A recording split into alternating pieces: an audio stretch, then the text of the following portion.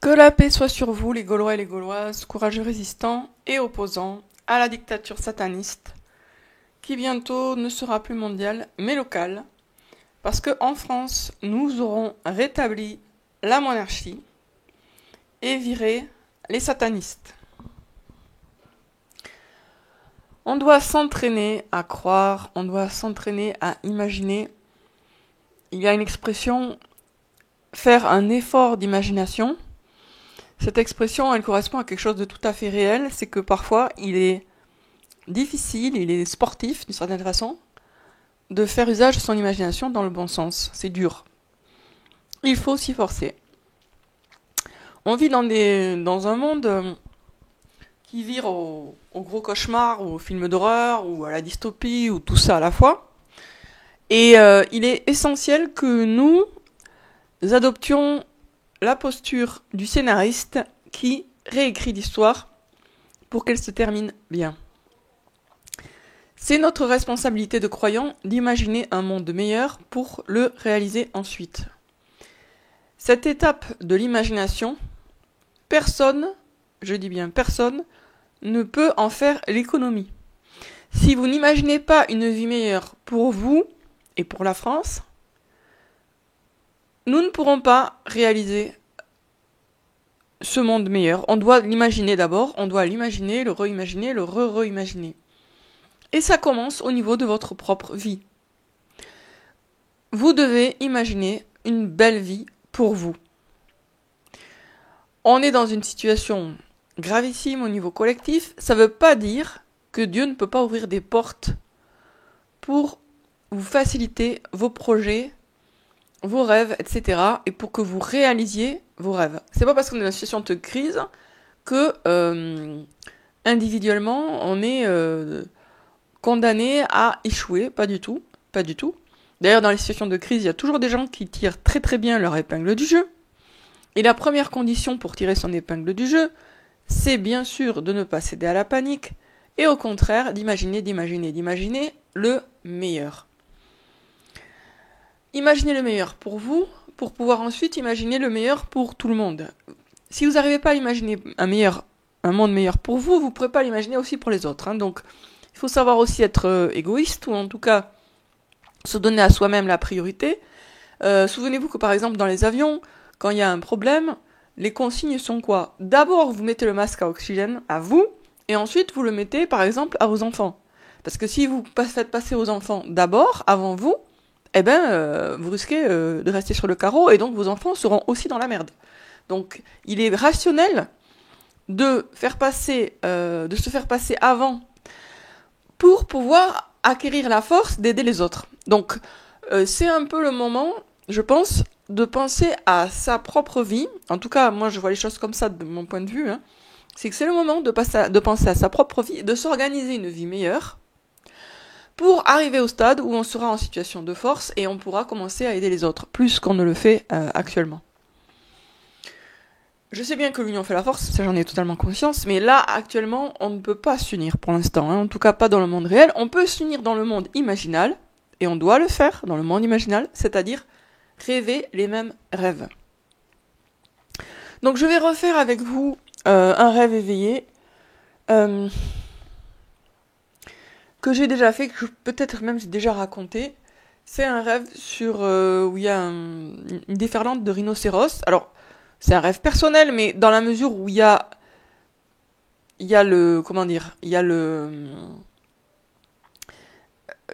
toute l'histoire de la dictature qui est présente figurée de façon symbolique. J'ai fait ce rêve avant que les choses se mettent en place, c'est-à-dire juste avant, quelques semaines avant le premier confinement. Donc le rêve était un peu en avance, il m'avait laissé perplexe, et en fait, il s'est expliqué par la suite des événements. Alors attendez que je le retrouve d'abord, ce rêve, et puis après je vais le commenter avec vous. Voilà. Donc peut-être que je l'ai déjà raconté, mais c'est pas grave, je le re-raconte, et puis après je vais le commenter. Voici donc un rêve éveillé que j'ai fait, je vais vous dire la date précisément. Si je me répète, c'est pas grave, parce que de toute façon je suis sûre, il y a plein de gens qui ne regardent pas toutes mes vidéos, ou qui les oublient au fur et à mesure, c'est humain aussi. Donc c'est pas du luxe. Donc c'était le 11 mars 2020, voilà. Le 10 mars 2020, j'ai fait ce rêve éveillé. Que j'ai bien mis par écrit, ça m'arrive assez souvent de mettre de façon soigneuse mes rêves par écrit, et après je les relis, et du coup, ça les rend plus puissants, le but étant de créer un égrégore correspondant. Et quand je les partage avec vous, c'est une façon de les rendre plus puissants aussi. Vous m'aidez ainsi, et je pense que je vous aide dans la mesure où, en vous imaginant ma propre réussite, c'est la vôtre aussi que vous imaginez plus facilement, puisqu'on est quand même du même genre, on est tous, enfin vous et moi, on est des résistants à la dictature sataniste.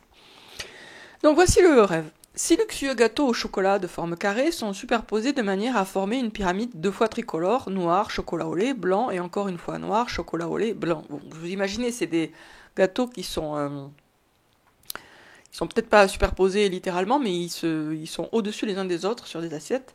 Et du coup, ça fait quand même la forme générale d'une pyramide, mais d'une pyramide oui, carrée, c'est normal. Les pyramides sont carrées à base. J'ai 20 ans et je suis à nouveau la lauréate du prix de jeune écrivain, puisque effectivement, à l'époque, j'avais gagné le prix de jeune écrivain. Tandis que je coupe le gâteau au chocolat blanc du sommet, les flashs des photographes crépitent, immortalisant cet instant, c'est mon heure de gloire, aujourd'hui je suis la star. L'organisateur du prix me tend le micro, il s'attend à ce que je dise merci, mais ce n'est pas ce que je dis c'est « la terre est plate ».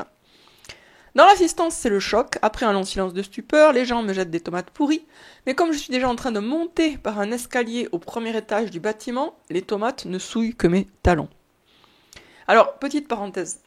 Dans les rêves, quand dans un rêve éveillé, les choses se passent mal, je vous conseille de faire ce que je fais là dans ce rêve, c'est-à-dire de changer littéralement d'étage. Bon, vous imaginez que vous pouvez changer d'étage d'une façon ou d'une autre. Soit carrément il y a une corde dans le ciel qui tombe et vous pouvez grimper et vous retrouver à un autre niveau.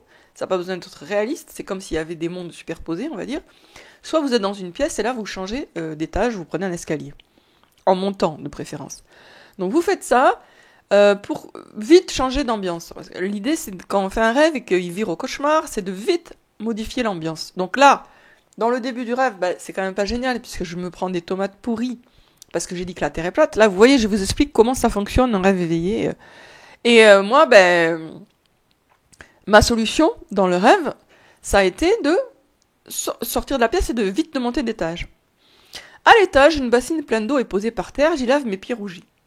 Donc là, dans le rêve, vous voyez, j'étais en bas, j'ai été la star, mais juste 5 minutes. Et tout de suite, ça s'est inversé parce que j'ai dit une vérité choquante, que la Terre est plate, une vérité ridiculisée et ridiculisante. Bon. Donc je change d'étage, et là, je me retrouve dans une très grande pièce, au mur blanc et au sol recouvert de parquet ciré. Donc là, vous voyez, ce genre d'image, ça vient d'où ? Ça vient, je sais pas, de souvenirs de films. En tout cas, je la vois là, je vous en parle de cette pièce, mais vraiment je la vois. C'est une pièce très grande avec du beau parquet ancien ciré et des murs parfaitement blancs comme si elle venait tout juste d'être rénovée. On dirait un peu une salle de bal, elle est vraiment grande, c'est-à-dire qu'elle fait peut-être, je sais pas moi, 100 mètres carrés, ou peut-être même plus. Autant en bas il y avait du monde, autant ici il n'y a personne, je suis parfaitement seule dans la pièce parfaitement vide. Je me sentirais plutôt bien, mais il n'y a rien à faire, et donc j'envisage de changer encore une fois de niveau, de monter à l'étage supérieur. Et là, il se passe quelque chose dans le rêve. Donc, les rêves éveillés, il y en a qui sont très contrôlés, il y en a qui sont beaucoup plus spontanés. Ce rêve-là, quand je l'ai fait, ce qui s'est passé à ce moment-là, c'était très spontané. Un peu comme un rêve endormi où on ne s'attend pas à ce qui va avoir lieu. On est surpris par le rêve. Là, c'est pareil. Dans le rêve éveillé, ce qui s'est passé, ma surprise, je ne m'y attendais pas. Donc, soudain, j'entends un bruit de martèlement, une énorme cavalcade, une porte s'ouvre brutalement et des rhinocéros déboulent. Je me plaque contre le mur pour éviter d'être piétiné. Les rhinocéros ne me prêtent aucune attention, ils sont toujours plus nombreux et remplissent la salle comme un liquide bouillonnant. Quand leur flot se ralentit un peu, j'en profite pour me faufiler dehors, je prends l'escalier qui monte vers l'étage supérieur. Donc là, vous voyez, cette déferlante de rhinocéros, elle fait clairement allusion, je l'ai compris après, à la dictature sataniste. Avec ces rhinocéros, quand je dis rhinocéros, c'est par référence à la pièce Rhinocéros de Ionesco, où les gens attrapent la rhinocérite et se transforment en rhinocéros, et c'était un symbole très clair pour la progression du nazisme. Moi-même, après j'ai analysé le rêve dans mon journal et j'ai compris ça. Mais à l'époque, c'était pas encore clair qu'on était rentré en dictature, puis bon, ça s'est vite éclairci. Donc là, de nouveau, un danger. Alors, la première fois, c'était surtout très désagréable parce que c'était humiliant. C'était une humiliation publique de se prendre des tomates dessus. Mais là, c'est autre chose, c'est le risque de se faire piétiner, ce qui est quand même embêtant aussi. Et j'y échappe en me plaquant contre le mur. Et donc, je réussis, malgré le fait qu'il y en a de plus en plus qui rentrent dans la pièce, à aller à contresens. Donc, j'attire votre attention sur toute la symbolique du rêve. Les rhinocéros vont dans un sens. La foule des rhinocéros, c'est... Aujourd'hui, on peut considérer que c'est la foule des gens qui vont se faire vacciner. Et moi, je réussis à remonter le flot, parce que, pourquoi ? Je les prends pas de front, hein. Je me suis mis sur le côté, donc je suis collé au mur, et je remonte petit à petit le flot pour aller vers la porte. Eux, ils sont rentrés par la porte, et moi, je voudrais sortir par la porte. Tout ça, vous voyez, c'est des images qui correspondent à... Je réussis à échapper au mouvement de foule des rhinocéros. Donc, au moment où le flot se ralentit un petit peu, je réussis à me faufiler dehors, je prends l'escalier qui monte vers l'étage supérieur. Bon, alors là, il y a un petit épisode que je saute parce que c'est un peu trop personnel. Disons que je suis attaqué par quelqu'un et j'arrive à me défendre, donc encore des dangers. J'arrive au 2e étage, et là, c'est le flanc d'une montagne enneigée avec un beau chalet en pierre et en bois. La clé est sur la porte du chalet, elle porte une étiquette avec mon nom, j'entre et l'intérieur me plaît beaucoup, il y a un feu de bois, une peau d'ours, tout le confort et un charme rustique. Je reconnais petit à petit les lieux, c'est ma résidence secondaire à la montagne. Je verrouille soigneusement la porte, les fenêtres, etc. et je pars me coucher. Je verrouille la porte et les fenêtres parce que je me souviens quand même qu'il y a eu ce flot de rhinocéros peu de temps avant. Alors après, le rêve devient fort agréable, hein, puisque je fais une longue balade dans la montagne. Le lendemain, je rencontre quelqu'un, je sympathise, etc. Et je deviens ami avec cette personne. Voilà. Donc, je vous raconte ce rêve pour que vous l'imaginiez vous aussi et que vous vous dites, de la même manière que Lucia a réussi à échapper au rhinocéros dans son rêve, moi aussi je vais échapper au rhinocéros, je vais me faufiler, je vais trouver la sortie, je vais arriver dans un endroit nettement plus agréable. Moi, c'est un chalet à la montagne. Vous, ça peut être ce que vous voulez. J'ai une amie, je vous ai raconté, qui était dont on a exigé dans un rêve endormi qu'elle se fasse mordre par un serpent. Et dans la réécriture de ce rêve, elle a trouvé une porte de sortie qui était cachée par des buissons. Elle s'est retrouvée dans un autre monde avec beaucoup de papillons, de fleurs, lumineux, doucement lumineux, extrêmement agréable. Et après, c'est moi aussi qui avais un peu brodé sur son rêve, mais elle s'est retrouvée dans le village d'Astérix et Obélix, un village de résistants à la dictature sataniste. Je vous conseille, je vous suggère d'imaginer l'équivalent pour vous. Imaginez, prenez comme point de départ une situation stressante qui s'inspire de votre quotidien ou de vos cauchemars ou de vos rêves ou de vos angoisses, et imaginez que vous sortez, vous arrivez à accéder à un ailleurs. Donc moi, dans mon rêve à moi, vous voyez, j'ai changé d'étage. Premier étage, première fuite, c'était quand j'ai dit la Terre est plate. Donc là, c'était, on va dire, mon choix qui a entraîné des conséquences désagréables. J'échappe en montant d'un étage. Oh, à l'étage où je suis arrivée, là, pour le coup, c'est pas moi, hein, c'est les rhinocéros qui débarquent. Et ça correspond à la réalité. C'est-à-dire que quand j'ai dit que la Terre est plate, je me suis, entre guillemets, cherché des ennuis. Je les ai trouvés. Mais le débarquement des rhinocéros, ça ne vient pas de moi. Et effectivement, ça correspondait à la réalité. Quelques semaines plus tard, c'était vraiment la dictature sataniste, le confinement, etc. Et là, je n'y étais pour rien. C'est pas moi qui l'avais cherché. Mais je réussis à m'en tirer, encore une fois, et encore à changer d'étage, à monter encore d'un étage. Et là, je me retrouve vraiment ailleurs. Il n'y a plus ni de gens prêts à me lapider avec des tomates pourries, et ni de rhinocéros complètement... complètement, on va dire, décérébrés, parce que les rhinocéros, ils sont pas méchants, c'est juste qu'ils piétinent tout. Hein. Donc, ni des rhinocéros qui piétinent tout, c'est la montagne, un endroit beau, naturel, où on fait des randonnées, on admire des pics enneigés, la belle vie, quoi. Alors, vous pourriez me dire, ouais, mais ça, c'est juste dans tes rêves. Mais non, parce que ça commence dans les rêves, et petit à petit, plus on rêve, plus on re-rêve, plus ça devient de l'ordre du projet. Autrement dit, je vous le dis clairement, moi, j'ai pour projet de vivre à la montagne. Et c'est pas un projet à court terme, hein, c'est pas pour tout de suite, mais c'est un projet qui a mûri et qui est venu par mes rêves éveillés. C'est-à-dire que j'ai commencé à faire des rêves éveillés où il était question de montagne, et c'était pas du tout réaliste, c'était carrément le paradis. Et puis petit à petit, à force de faire des rêves, le côté montagne est devenu de plus en plus réaliste, jusqu'à ce que ça devienne un projet. Vous voyez ?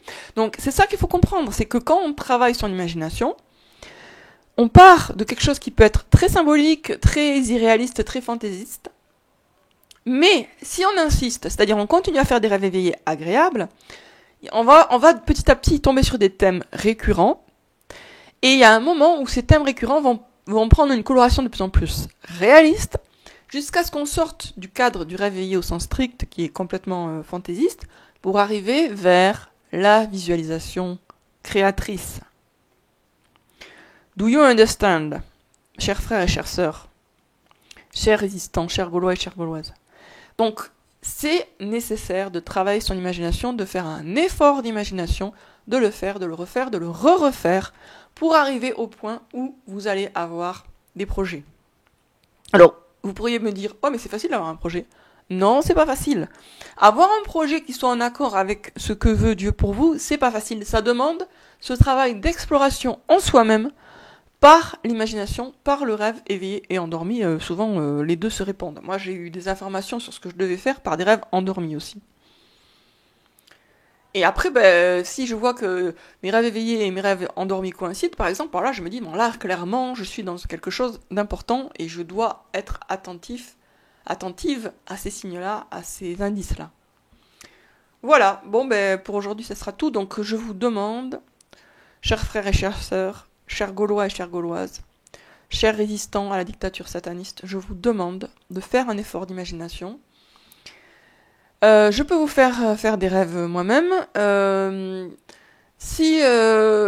Vous pouvez me contacter pour ça. Bon, bref, on verra. Mais vous pouvez aussi tout seul. Vous pouvez le faire aussi avec d'autres personnes. Vous pouvez le faire par écrit. Moi, ça m'arrive de faire des rêves par écrit directement. Je commence, j'imagine et j'écris directement. Bon, je dis pas que je le fais très souvent. Hein, ça, c'est pas la règle. Mais il y a plusieurs façons de procéder. Vous pouvez aussi vous enregistrer avec votre téléphone portable. Vous rêvez à haute voix. L'idéal, franchement, l'idéal pour vous, ça serait de trouver un compagnon ou une compagne de rêve, quelqu'un avec qui vous échangez des rêves régulièrement. Ça, il n'y a rien de tel parce que ça, du coup, ça permet d'en faire souvent et puis d'avoir ce retour. L'idéal, ça serait que vous trouviez un autre résistant ou une autre résistante à la dictature sataniste qui est disposé comme vous à échanger des rêves avec vous. Et si vous voulez en parler sous cette vidéo, faites-le. Vous pourrez peut-être contacter des gens qui sont prêts à échanger des rêves avec vous. Franchement, c'est la solution. Moi, je le fais beaucoup, beaucoup. Et si j'avance dans ma vie, j'avance quand même à grands pas, c'est parce que je fais beaucoup de rêves.